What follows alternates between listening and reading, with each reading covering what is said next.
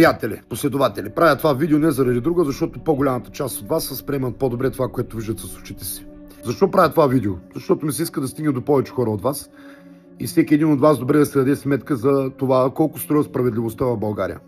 Както добре знаете, след решение на районен съд Несебър, по искане на районната прокуратура в Несебър, след задържането от районното управление в Несебър на полицията на 18-годишния Никола Бургазлиев, който и синковец на двама полицаи от районното управление на полицията в Несебър, той беше пуснат под домашен арест при така повдигнатото му обвинение за причинени средни телесни повреди на едно или повече лица при управление на пътно превозно средство. Въпросът е друг, че решението на районен съд Несебър, според мен и според много други хора, и граждани, и общественици, е абсурдно. То противоречи на всякакъв морален устой, изобщо отговор на обществения интерес и реакция на хората относно това кой и как е възпроизвел това деяние, което е довело, повтарям, до тежкото здравословно състояние и пречупените животи на 5-членно семейство, от които майка и детето й се борят за живота си, детенцето е в кома. Въпреки това, съдята при районен съд Несебър е решил да пусне под домашен арест 18-годишен Никола Бургазлиев. Дали заради това, че майка му и баща му са дългогодишни служители на районното управление на полицията в Несебър, или защото доверената майка работи в районния съд в Несебър, дали кръвната проба не беше задължена за Никола, както и пробите му за алкохол и наркотици, тестовете бяха възпроизведени в районното управление, а не пред очевидци на място, както се прави в всички случаи на пътно-транспортни происшествия. Дали това са случайности и те са част от разследването, трябва да кажат вече компетентните институции в лицето на вътрешна сигурност, на вътрешния министър и, разбира се, на главния прокурор. Хубаво е да ви кажа, че към днешна дата една малка битка от гледна точка на семейството е спечелена, именно че районната прокуратура в Несебър си е дала отвод от гледна точка на това, че не заради семейството, вързаността им с Министерството на вътрешните работи, правораздаването и правосъдието в Несебър, ами заради това, че случаят е бил особено тежък и би било редно да го разследва Окръжна прокуратура Бургас и Окръжния отдел на Следствената служба в Бургас, за което, разбира се, доколкото знам, Окръжният прокурор на Бургас е одобрил това искане и случая с Никола Бургазлиев и трагедията в Слънчев бряг отива в националното следствие в техния отдел в Бургас, както и под надзора на Окръжната прокуратура в Бургас. Очевидно ще има и нов наблюдаващ прокурор.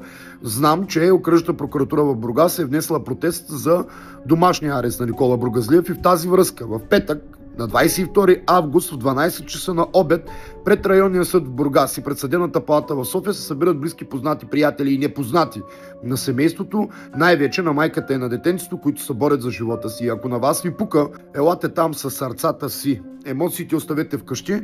Протестът е по буквата на закона, мирен и е редно да един път да подкрепи семейството, което се бори за живота си буквално, втори път да заяви ясна и точна категорична позиция пред магистратите и правосъдието в България в кавички, че повече така не може и че тук не е така.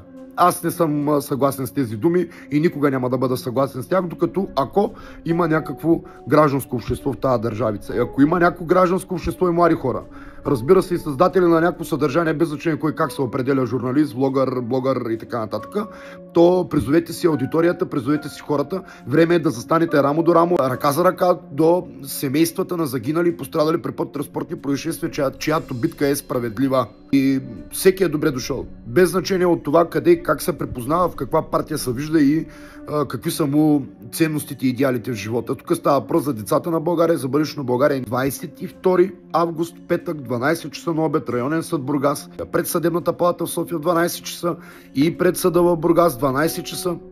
Се събират на протест хората срещу решението на районен съд Несебър за освобождаване под домашен арест на Никола Бургазлиев и за искане за обективно, странно и независимо разследване от компетентни институции, които не са обвързани с семейството на Бургазлиев или най-малко с територията на Несебър и Бургас. Протестът е мирен и не би било редно под никаква форма някой да го възприема като нещо друго. Там сте за да подкрепите един път и втори път да изкрещите за справедливо, що се отнася до това семейство, чието живот е безвъзвратно пречупен заради действията на някого. Волни, неволни, без да искам, с да искам, с умисъл, без умисъл, как го категоризира закона, няма никакво значение. Гражданското общество дава своята морална присъда, ако щете, ценност на такава. И е редно хората да са там, да подкрепят такива неща, защото тук няма значение какво ще реши съда. Акта е факт. Стига вече. Абсолютно стига вече. И за мен това е доказателство още един път за това, че без значение полицейски синове или не, просто доверието към МВР и към прокуратура е сринато до неузнаваемост. Случая в Разград го видяхте с 3 човека убити, човека под домашен арест. Случая в София, сега ще видим те първа какво ще се случи, за момента човека остана в ареста. Но ще видим и какво ще се случи и в Бургас. Редно е Бургазлиев да си носи последствията по реда, по който трябва. И да пази Бог, дано да не се случва най-лошото с майката и с детето. Благодаря ви, добре да възприемете това видео, надявам се, то е за вас. И Никола Бургазлиев, протеста е за теб. Всякакви други интерпретации на протест от страна на твоите близки би били абсурдни и бихме възприели като провокация. Директно ти оказвам от името на семейството и от името на бащата на пострадалите. Обръщам се към вас, семейството на Никола. Озаптете си палячовците, които се наричат приятели на сина ви. Ако те бяха негови приятели, може би под някаква форма някой ще да го посъветва да не се кара по този и да се шофира по този начин. Това, че е полицейски син, го пази от последствията, които примерно има за Виктор Илиев.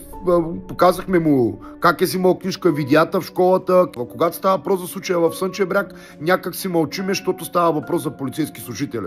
Уважаеми ми семейство на Бургазлиев, озаптете си хората и не дайте да правите, ще се възприеме като провокация, то не е добре за вас.